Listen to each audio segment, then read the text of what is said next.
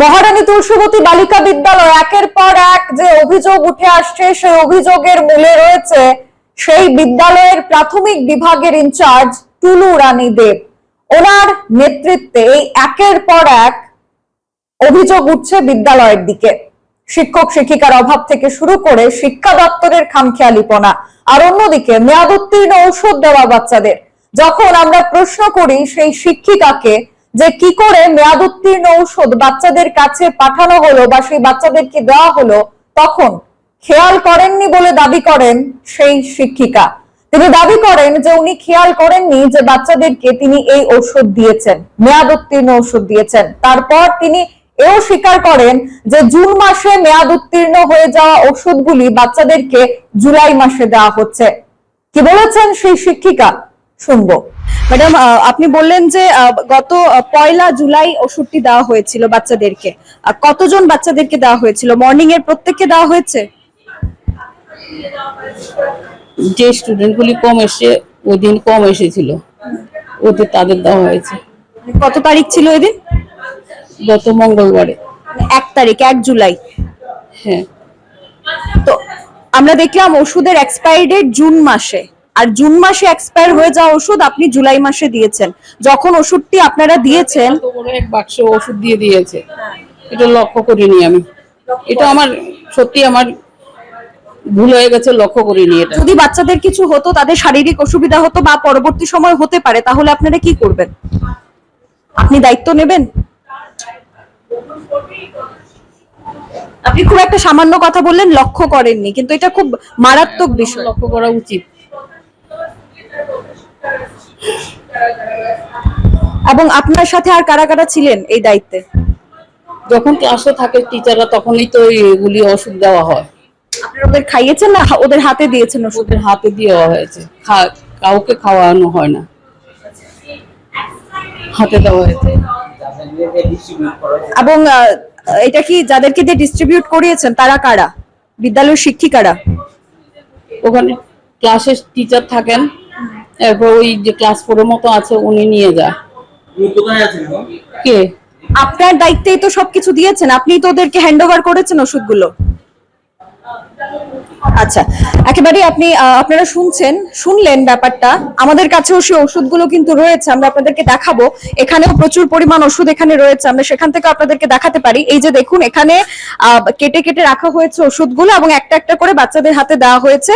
খুব পরিষ্কার ভাবে এখানে লেখা রয়েছে যে এক্সপায়ারি ডেট হচ্ছে 6/2025। 6 মানে হচ্ছে জুন।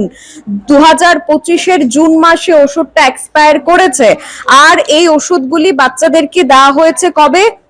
বাচ্চাদেরকে দেওয়া হয়েছে জুলাই মাসের 1 তারিখ। প্রত্যেকটি ওষুধ কিন্তু একই এই বক্স থেকে নেওয়া হয়েছে এবং এই বক্সে কিন্তু পরিষ্কার ভাবে সেখানে দেখানো হচ্ছে। আরো একটি বক্স এখানে ছিল, সেটা এখন এখানে নেই।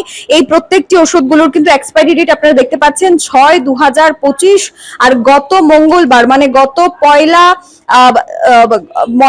বুধবার দিন তারা যেটা দাবি করছেন যে সেখানে 1 তারিখ নাকি দেওয়া হয়েছে ওষুধগুলো। তাদের বক্তব্য যে জুলাই মাসের 1 তারিখ তারা ওষুধটা দিয়েছেন এবং বাচ্চাদের হাতে ওষুধগুলো নাকি দিয়ে দেওয়া হয়েছে। এবার আপনারা ভাবুন, বাচ্চারা হয়তো ওষুধটা ওই দিন খেয়েছে বা তার পর দিন খেয়েছে বা তারা বাড়িতে নিয়ে গেছে, বাড়িতে নিয়ে যাওয়ার পর তারা ওষুধটা খেয়েছে। একটা আয়রন ট্যাবলেট যেটা বিভিন্ন বিদ্যালয়ে দেওয়া হয়, সরকারি বিদ্যালয়ে দেওয়া হয়, কিন্তু মহারানী তুলসীবতী বালিকা বিদ্যালয়ে এক্সপায়ার হয়ে যাওয়া ওষুধ দেওয়া হয়েছে বাচ্চাদেরকে।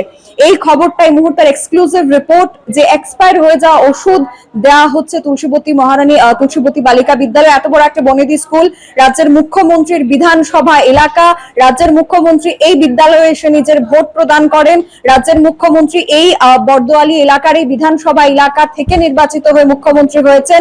তিনি শিক্ষামন্ত্রী, তিনি স্বাস্থ্যমন্ত্রী। তাহলে ওনার থেকে বেশি এই বিষয়টা কেউ বুঝবে না যে এক্সপায়ার হয়ে যাওয়া কোনো ওষুধ যদি কোনো বাচ্চাকে দেওয়া হয়, nursery, KG1, KG2, class standard 1, standard 2 প্রাথমিক বিভাগের বাচ্চাদের বা বড়দেরকেও যদি এই ওষুধটা দেওয়া হয়, তাহলে কি হতে পারে? একজন চিকিৎসক হিসাবে খুব ভালোভাবে এটা বলতে পারবেন রাজ্যের মুখ্যমন্ত্রী, এবং পুরোটা তিনি জানেন। তিনি শিক্ষামন্ত্রী, তিনি স্বাস্থ্যমন্ত্রী। তাহলে দেখার বিষয় যে এত কিছু জানার পর রাজ্যের মুখ্যমন্ত্রীর পদক্ষেপ কি থাকে এই বনেদি স্কুল মহারানী তুলসীবতী বালিকা বিদ্যালয়ের দিকে, যেখানে একাধিক অভিযোগ ছিল। সেই অভিযোগগুলি একেবারে পেরিয়ে এখনের অভিযোগ হচ্ছে এক্সপায়ার ওষুধ প্রদান করা বাচ্চাদেরকে। Welcome to ICFA University.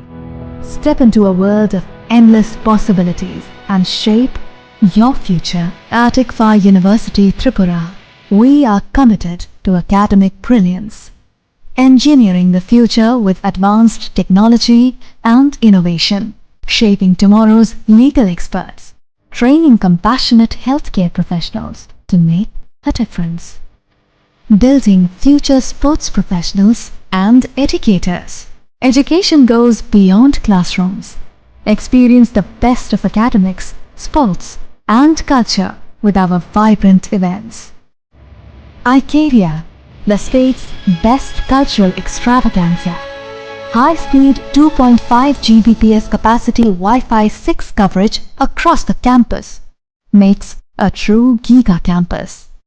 Join us and turn your dreams into reality. Be a part of ICFA University Tripura and shape your future.